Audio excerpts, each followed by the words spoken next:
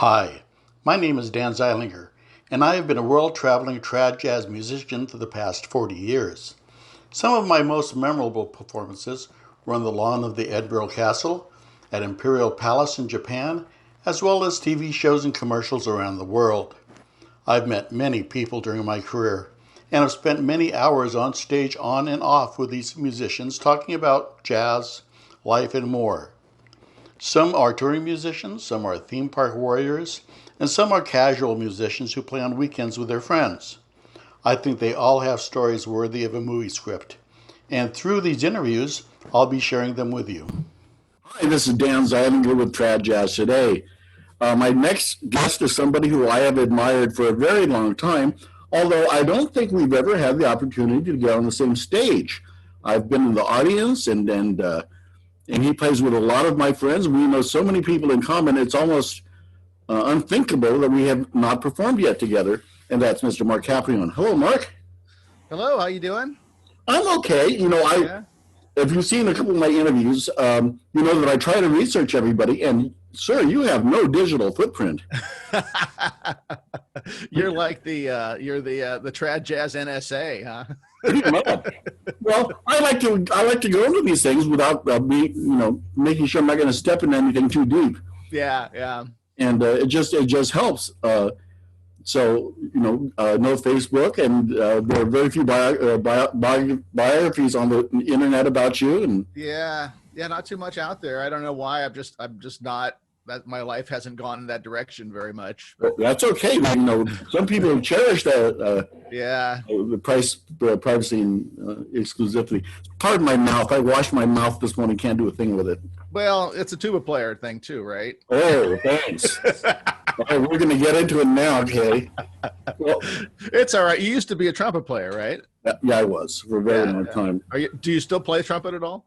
Just when I teach. Oh, okay. Not so much in a performance setting. Although I played I played all the way through college. So, Mm-hmm. and then I got smart. That's not true. Trumpets are so much easier to carry around. Oh, I know. Well, I also play the string bass, and I don't do it that much anymore because I just got tired of carrying the damn thing around. Well, let's start at the beginning, where I kind of start all my interview, which is Okay. Where were you born? Well, I was born in San Luis Obispo, actually, in the early '70s, and I guess you could say the trad jazz has gone back in my family for a long time. Oh, really? Let me know. Yeah, my grandfather was a college student in Pennsylvania in the 1920s, and he actually heard a lot of the people that we admire. He heard them in person. I mean, he heard Bix Beiderbecke with Gene Goldkett, and he heard the Fletcher Henderson band. When they came through, he went to Penn State University. Wow. Class of 1929, and so he was always a jazz fan, growing up, and that was the music of his youth, basically. And so you probably know that my dad's a trombone player. He's been on the scene forever. He started music in school when he was a kid, and he went to Arcadia High School. Okay. Arcadia. Yeah, and it was a amazing music program they had there at that time. Well, Phil Andreen and his kids were a product of that. Oh, okay. Yeah. My dad told me that when he was in high school, the school had a symphony orchestra. They had a regular wind orchestra. They had a marching band, and they had a dance band. And he was in just about all of them. And so my dad kind of basically grew up with having traditional jazz around him through my grandfather's influence, and also kind of what was going on in the 50s in LA. He was exposed to a lot of it. And so he heard a lot of great musicians. And then when he was in high school, he actually was a friend of Ward Kimball's son. Okay. And he told me the first time he met Ward was he went over to Ward's house to visit his son, and Ward was out with his steam locomotive. He had a full-size steam locomotive out in his yard. Yeah.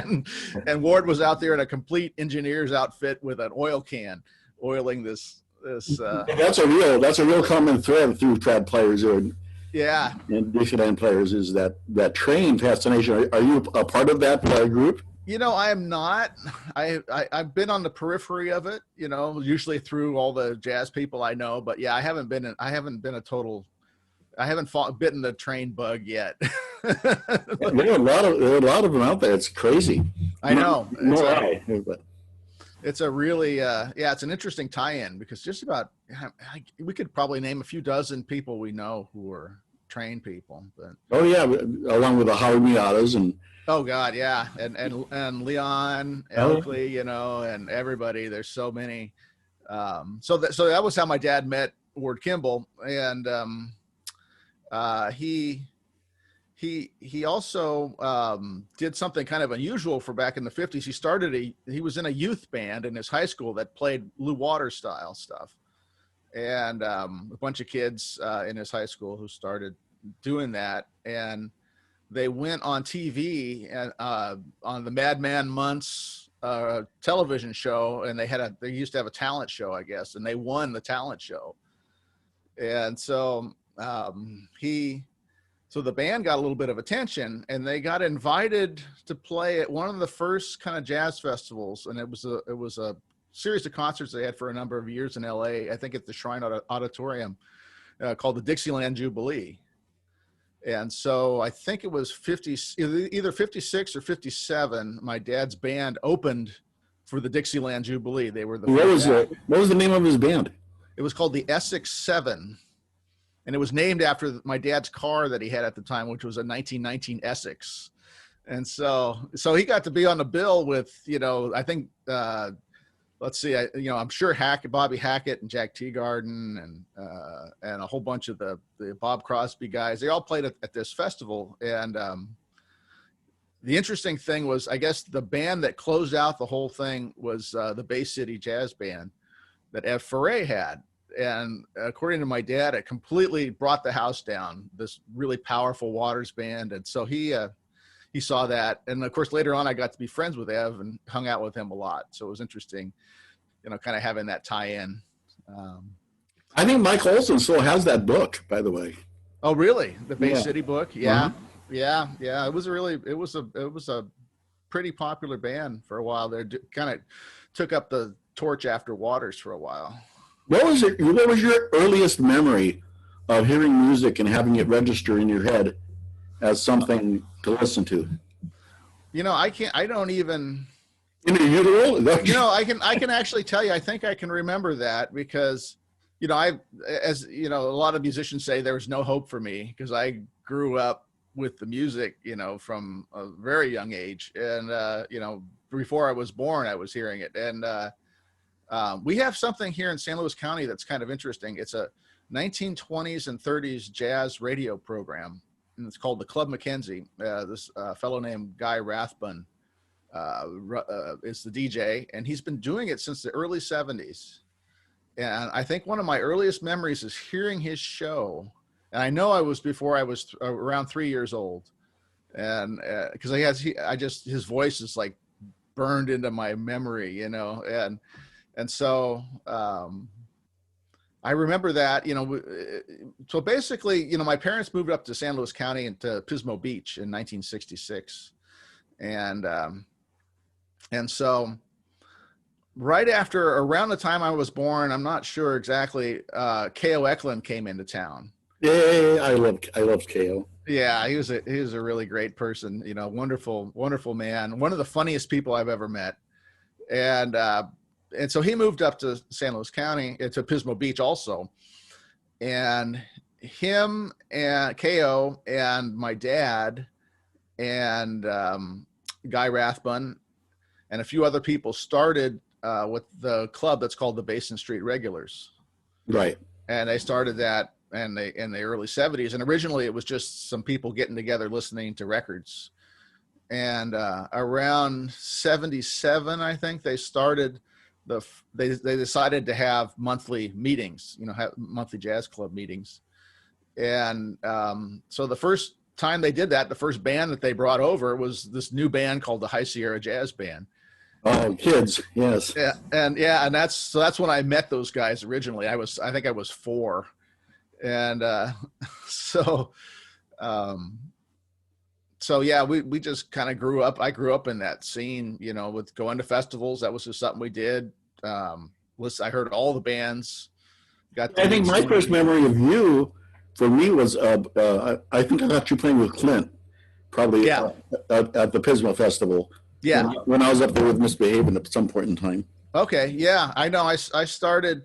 So my dad, so K.O. Eklund had his band, the Desolation Jazz Ensemble, and it was just kind of a ragtag group of whoever he could find in the Central Coast area who could play, and so he put this band together, and they played everywhere. I mean, my dad went out with them all over the place, and he kind of backed off from it in the early '80s, but this is something that it's a tie-in maybe a little bit to your history. Right about 10 years after KO moved out, Jeff Beaumont moved to Atascadero, San Luis County, and so he did kind of the same thing that KO did. He decided to put together his own band of people who were in the area, and it was called the Rent Party Stompers. And my dad was a trombone player in that band, so I met Jeff about that time, and so I, basically heard a lot of that band and a lot of the more obscure kind of tunes that you don't hear that often. You know what I'm talking about. Sure. Yeah, the Oh, Jeff Beaumont gosh, yes. tunes. Yeah, you and I are both fortunate to be in a circle of friends. Yeah. To say that they're eclectic tastes would be an understatement Yes. when it comes to finding, uh, gems, Yeah. early tunes that nobody else knows, type of thing. Yeah. And in retrospect, it was a really great thing for me because I just knew about all these tunes that most people didn't even know about, and Now, did you pick up cornet because your dad handed you one, or were you a product of the school systems? I actually started on cornet in 4th grade, and they just were teaching it in the school. And so, yeah, I remember I originally thought I was going to play clarinet. And then at the last minute, I changed my mind, decided I was going to play cornet and actually trumpet. And I went to the music store to get my rental horn. And they said, well, we don't have any trumpets, but we have these cornets. And so I said, okay, I'll take one of those. And, that's how I got started. And I had a real advantage, I think, in the elementary school band because I'd heard instruments played, my whole life. So I knew what the trumpet was supposed to sound like. And so I progressed pretty fast on it. But I didn't have any interest initially in playing jazz. It was just fun, Well, it's interesting because just to tie things together, like with my son, who does my technical side of things on this end of things, of course, he did have the same experience growing up as my son, Yeah. being bathed in it, and he really didn't catch the trad bug as a player, although he was up at the Mammoth Lakes Jazz Camp for 2 years. Uh-huh. But he got into college and switched to French horn for a couple of years, and Yeah. he's now a band director. But it's Yeah. interesting because sometimes the fact that it was your parents' music Yeah. will keep you from going down that path. Yeah. I really didn't have much of an interest in doing it until, so in the early 80s, actually in 1980, we moved up to Paso Robles, where I live now. And we lived out on a ranch outside of town. And it was pretty boring out there. And, there wasn't much going on and no kids close by. So I kind of grew up, in this place where there wasn't a lot of external things to do. And so I always really loved reading. And my mom would take me to the library every week. And I remember one day we got through I got through all the books that I checked out from the library. I didn't have anything to read. And so I went up and looked in my dad's bookshelf, and there was a book there called Jazzmen. And it's the original, it was really the original jazz history book. It was written about 1938, 39. And a lot of it is misinformation, but it was this incredibly great story about how jazz started in New Orleans and, the lives of some of the early players. And so I grabbed that book and just because I had nothing else to do, I started reading it. And that's when I first started getting a little bit interested, in jazz music. Just the story really interested me more than anything. And I remember a couple of years, maybe a year or so later, I was listening to this same jazz radio show, Club Mackenzie, Guy Rathman's radio show, and he played a Bix Beiderbecke record. And, I think a lot about jazz education and why we ended up doing what we do. And sorry about that. It's almost, that's okay. I had a complete system meltdown there. I've had those myself.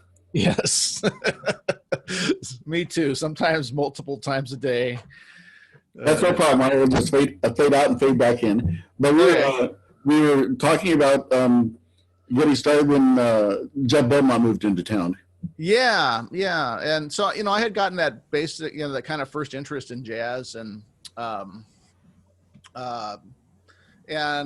read Jazzmen, and so I started getting really interested in jazz history. And one day my dad was doing a rehearsal with Jeff Beaumont, and I went down with him because I was kind of interested in seeing what he was doing.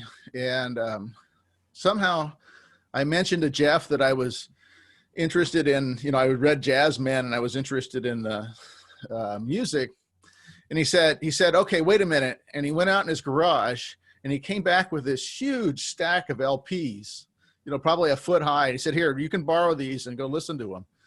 And so I took him home, and I remember, it was a rehearsal. So when we got home really late at night, and I really wanted to hear what Freddie Keppard sounded like. And I snuck up to the turntable and put this Freddie Keppard record on. I was like, wow, that's what he really sounds like.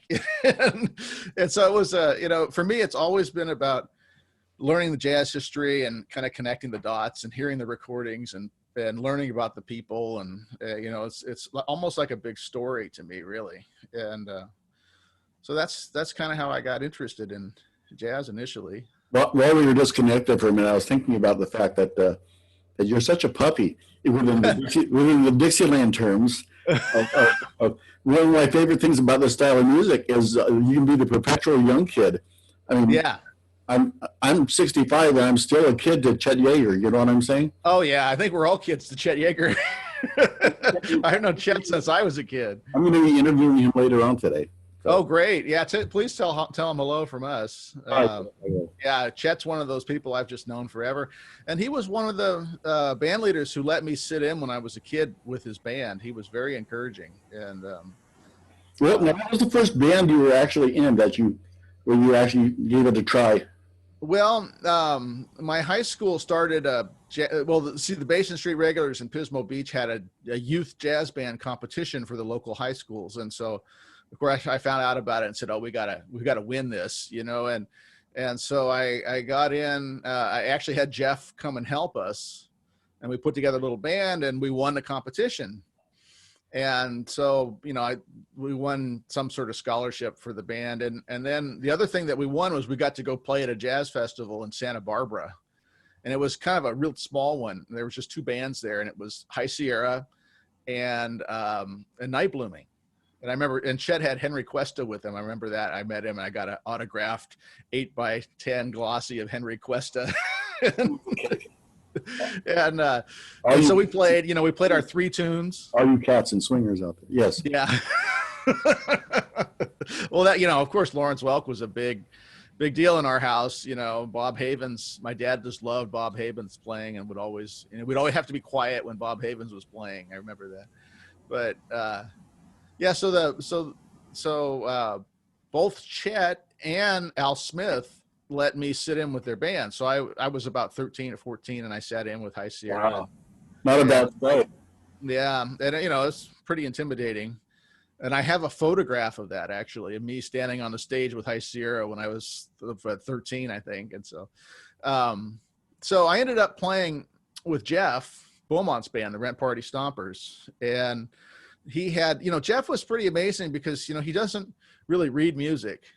But he couldn't find any, enough trad players in the area to put the band together. So he got a guy who was the first trumpet player from the symphony, San Luis Symphony. and Jeff taught himself how to write music and wrote out lead sheets for, like a couple hundred tunes.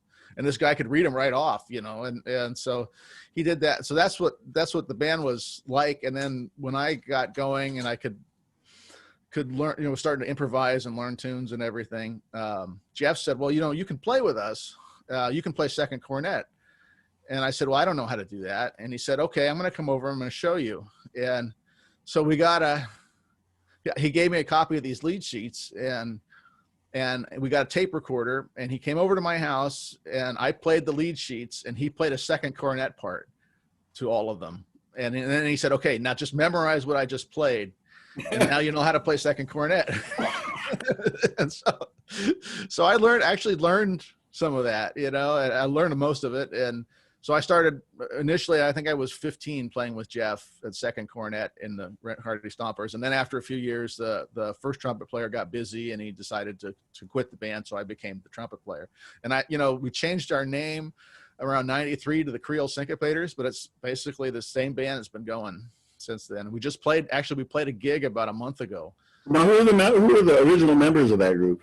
Well, so it was Jeff and his wife Shirley played banjo. And I think a guy named Ron Moore played tuba, and his wife played washboard, and then my dad played trombone. And they were playing all the State Street Ramblers, all that kind of stuff, and something that virtually nobody was doing. So that kind of got me started, and it was great because I learned a lot of tunes.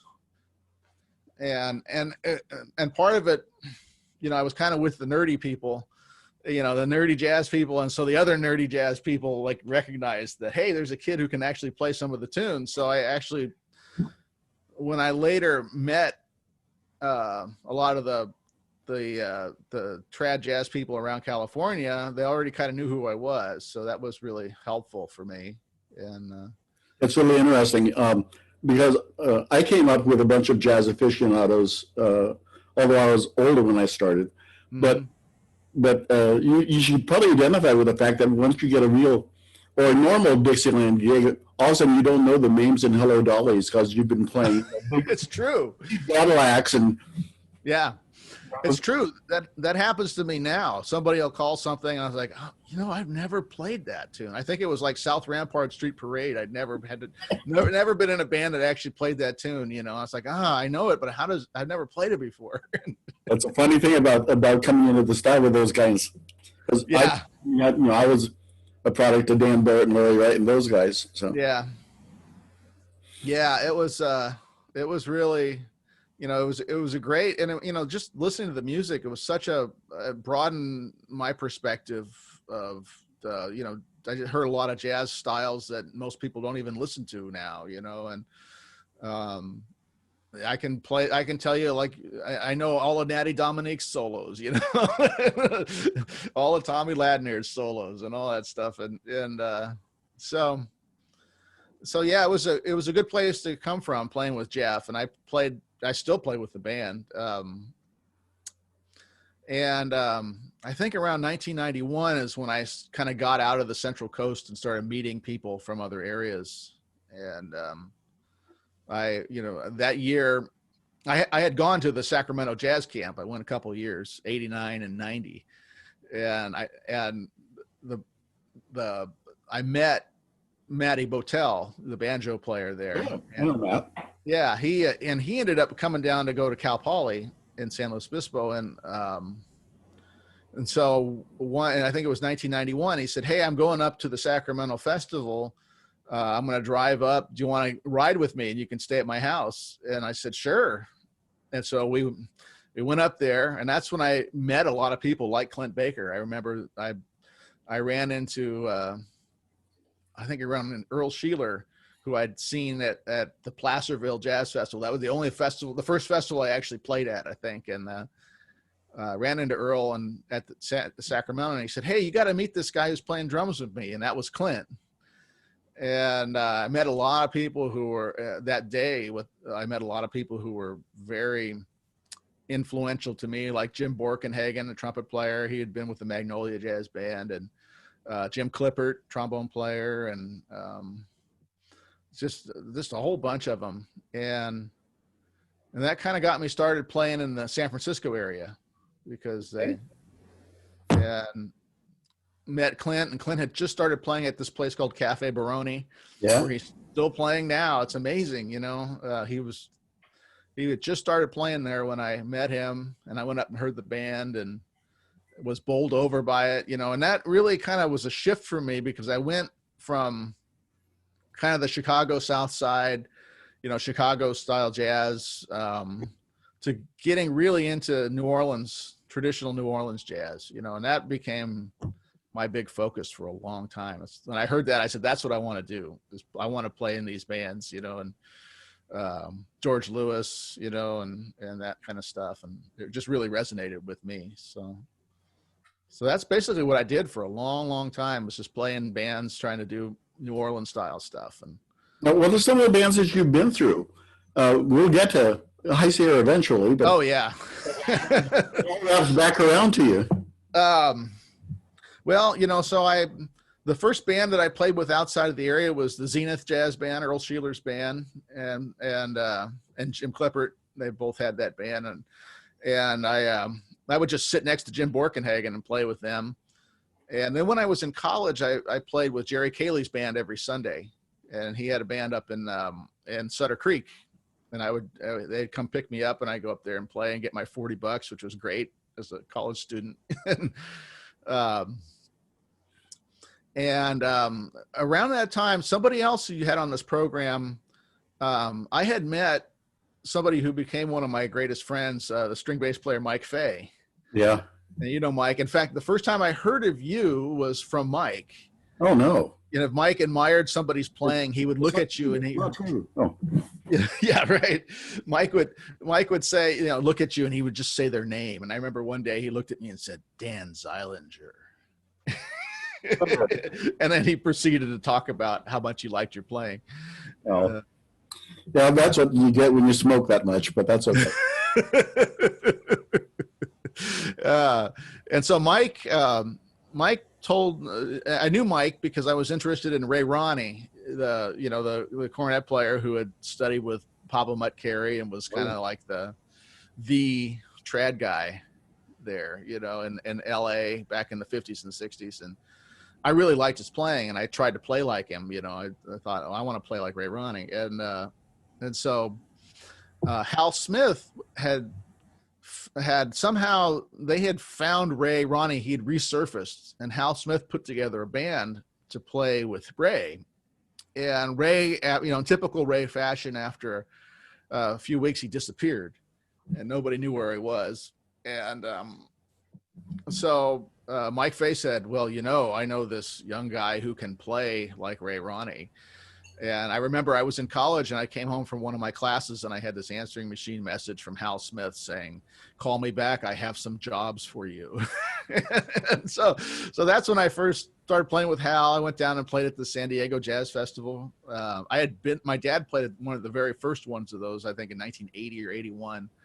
And I'd been there with him for that. In fact, he had Joe Derensberg on clarinet. It was in K.O. Eklund's band. And so I started playing in LA a lot more. So I was kind of playing both in San Francisco area and Los Angeles. And it was really a great time because there were so many of these players who had learned from the original masters, who were still playing, like Bob Milkey on trombone, and Bill Barden, who was really a great influence on me. He taught me a lot about music. And Bill Napier. Just out of curiosity, what would you say are the differences between the Chicago style and the New Orleans style? Well, I don't, it's always about, the labels, and, the guys who played in Chicago hated that term, like Pee Wee Russell hated, they called him a Chicago style player, and he never lived in Chicago, it's, I think the music is really fluid, and it would adapt to different places, and, the people who were there. And, the New Orleans style jazz it changed a lot. I think that I did a recording for Stomp Off Records back around 2000, and we did a recreation of the Buddy Bolden Band.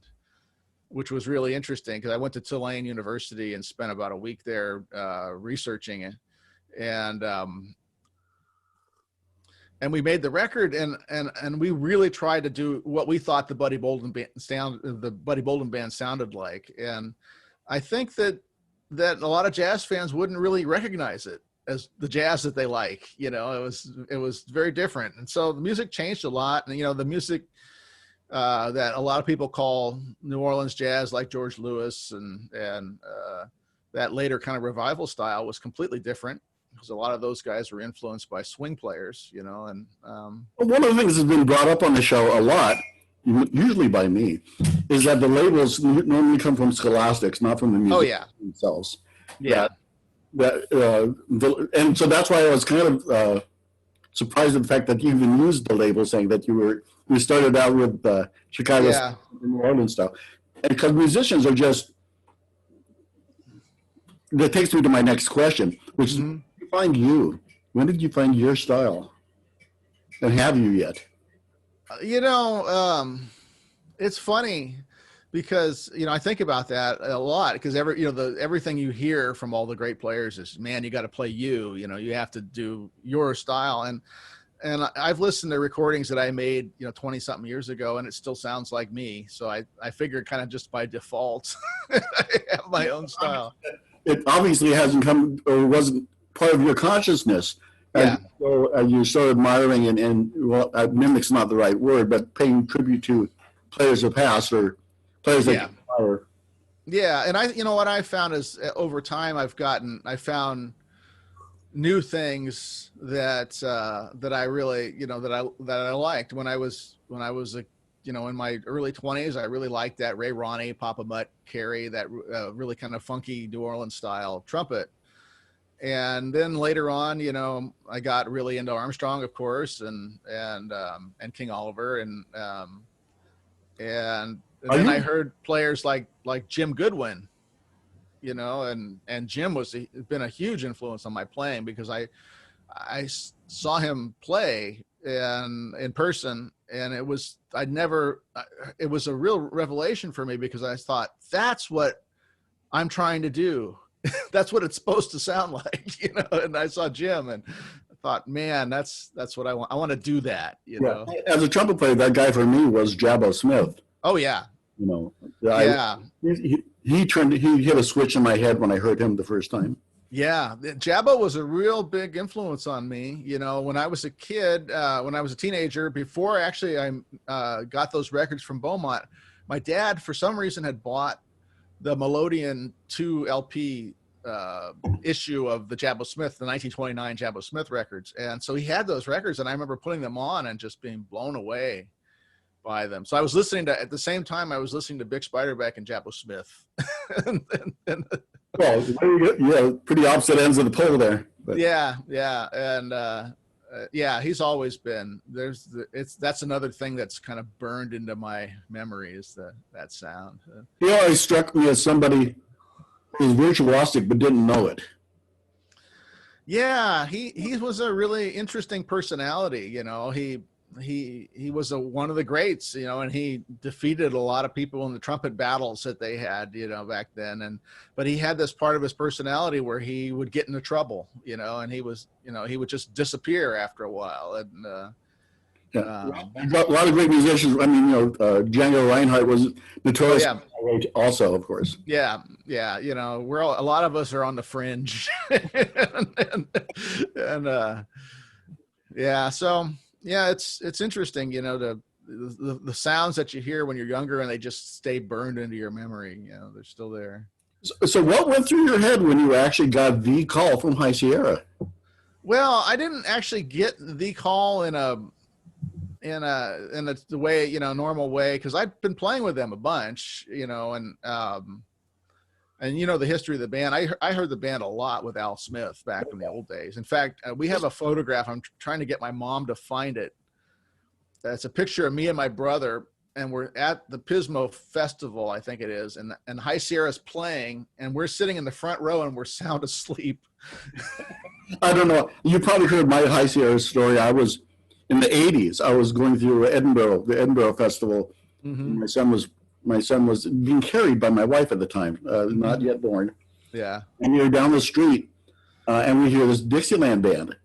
And we walk into this hotel, and it's really loud. Yeah. And we open the hotel room, and we still don't see the band. And then finally we open up the ballroom, and it was High Sierra.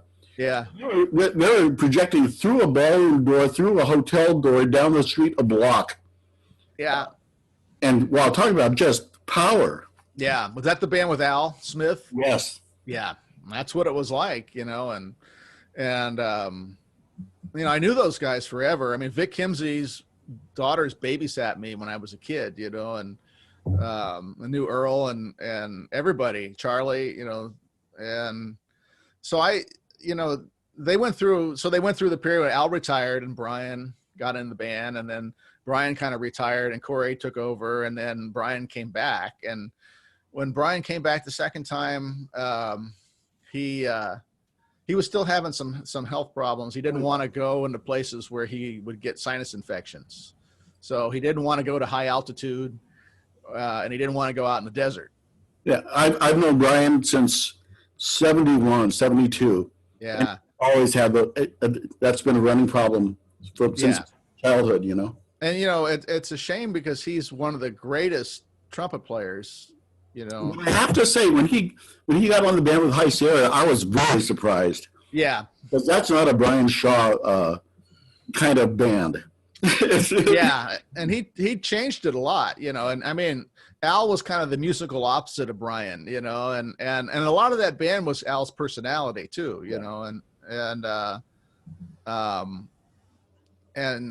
but Brian had a lot of, he's a very powerful trumpet player, he's very strong, and he could handle it. And that's always the biggest challenge with High Sierra, is being able to, that's why it's hard to describe to anybody who hasn't been on the bandstand what it feels like to be in that band. Yeah. Howard Miyata described it as, always going 10 minutes longer than the tune was supposed to go, type of thing. That just more and more and more, as if the audience was responding well, you kept going. Yeah, a lot of that was with Al, and when Peter and Brian kind of got in the band, it changed, and they didn't go quite so crazy as Al would. But I started, it's really funny how they found out about me, because I was playing at the Sacramento Festival, and I was subbing in Climax, playing on the Climax Jazz Band, and Clint Baker was playing drums with Climax, and Brian had gotten sick like the day before Sacramento, and he couldn't come, and so they didn't have a trumpet player, and they were at Sacramento, and so Peter was asking various people to come and sit in, and he didn't really know about me, but he saw Clint, and he said, "Hey, can you come play a set with High Sierra?" And so Clint told me, I'm going to go over and play with High Sierra. So I went over to watch him, and the guys got off the stand. Peter did one of his features, his soprano sax features. And Clint said, it'd be really funny if when the guys come back, you come back on and play instead of me.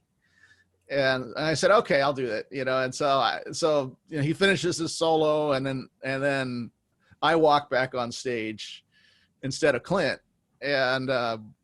And Peter's like, very, very confused. And of course he made a lot of comedy out of it. And so I went on and played. And then after the set, I played the rest of the set with them. And then Peter said, "Hey, are you free like next in a couple of months, cause we got some gigs we need a trumpet player for." And so that was how I started subbing basically for Brian. And I started doing that in 2009.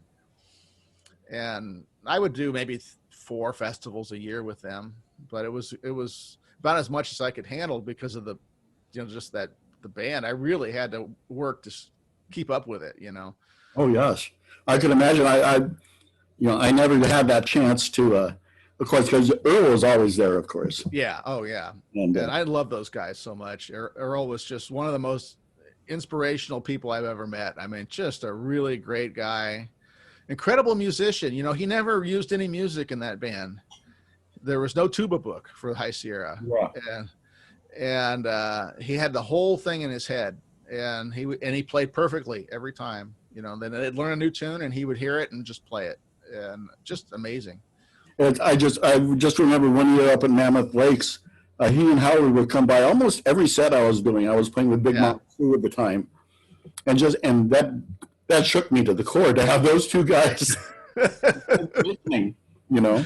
Oh yeah, I mean, yeah, they're just all those guys in the band they're just really great people, you know, just the nicest people you want to know, and super encouraging, and they thought it was great that I was playing with them because they'd seen me when I was a little kid, so it helped a lot. And you know, the interesting thing is that Peter actually had played with Climax for a while, and he had appropriated a lot of their arrangements for High Sierra when he joined High Sierra, and so I already knew those because I've been playing a bunch with Climax, so it was real easy for me to just kind of go in there and play those arrangements. So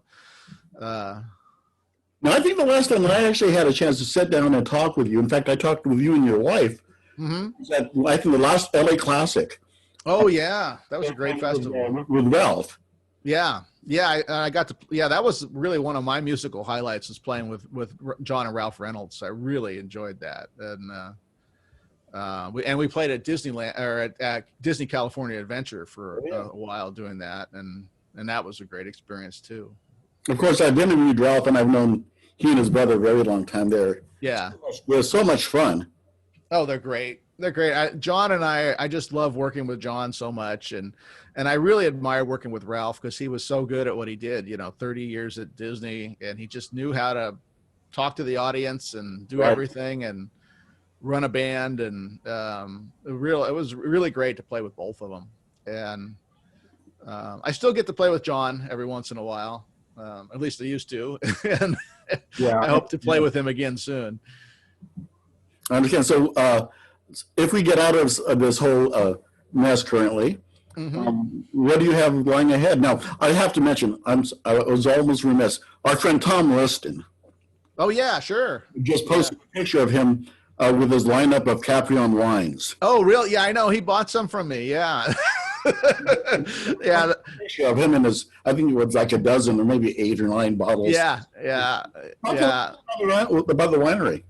Well, so the winery's been my day job for 26 years now. And my dad started the winery back in 1979. He has a master's degree in music, you know, but he started making wine as a hobby in the early 70s, and as he says, his hobby got out of hand, and so he bought some property up in Paso Robles in 1978 and started the winery there in 79, and we've been going ever since. Almost 42 years now.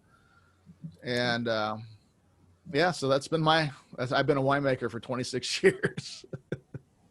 Well, I think it's a nice juxtaposition against the most jazz musicians who are related to wine in a different way, but that's besides. Exactly. Yeah. It always, it's a great way of getting your foot in the door with jazz musicians, right? You know, but, I mean, and we've kind of set up the business because my dad's a musician also. So we set everything up so that I can go off and do my gigs and everything. And have you ever played any trombone? You know, one of my trumpet teachers actually recommended that I just blow on a trombone, you know, and it really does help the trumpet chops, I found, but I haven't really tried to play trombone. And my dad's a very good trombone player, but I've never gotten into doing it. So cornet and string bass, what else is in your arsenal? That's about it. You know, I've always been interested in a lot of other instruments, but I realized that with me, I have to just focus on one or two things, or else I'm just, you know, I just need to concentrate on on doing a couple things well. So that's worked out, you know, and I found, you know, that's been the biggest asset for me, is just like, I know a lot of tunes. Yeah. And if you call me for a gig, I probably know the tunes that you're going to have. You know? And so I understand. That's one of the things I really enjoyed about my Curly's Cafe gig. Oh, yeah. Was the fact that CJ Sams comes up with tunes I've never heard of. Oh, yeah. CJ's really good with that. He's out of the barbershop community. Yeah, he's great. I've seen him. He comes up and sits in with Jeff Beaumont's band once in a while, and they always do Shanghai Honeymoon. It's really great. I think last time Jeff sat in with us, we played that also. Yeah, yeah. He was just in the area, Uh-huh. and I've been trying to get an interview with him, and he really prefers not to do it over computer. Yeah. That makes that makes my show a little bit more difficult for him. But Oh, I know. Yeah, Jeff is. If you had a such thing as a hand cranked computer, he would do that. You know. You know. Well, listen, Mark, this has been great fun. I want to give you some time here to plug whatever you'd like to plug. If you have any recordings available, or I don't have any at the moment. I just last year recorded a duet album with Ray Shelbrett on piano, which is wonderful. I'm looking forward to putting that out. I have to get it mixed or mastered and everything, but did that. And I think going forward, nowadays I'm playing with actually I'm in a kind of a newer band now with Brian Holland and Danny Coots. They're Holland Coots Quintet, and that's something we just kind of it just happened. The band we got hired for a gig, and the band happened, and it worked so well. We got a bunch of other gigs, so I've been playing a lot with them, and good. Playing down in LA with Dave Stuckey's band, Dave Stuckey and the Hot House Gang, doing swing dances and that sort of thing. So, well, I know that you're much admired, and that your talent is it's catching on across the country. I enjoy traveling, but it's coming your way, sir. Oh yeah.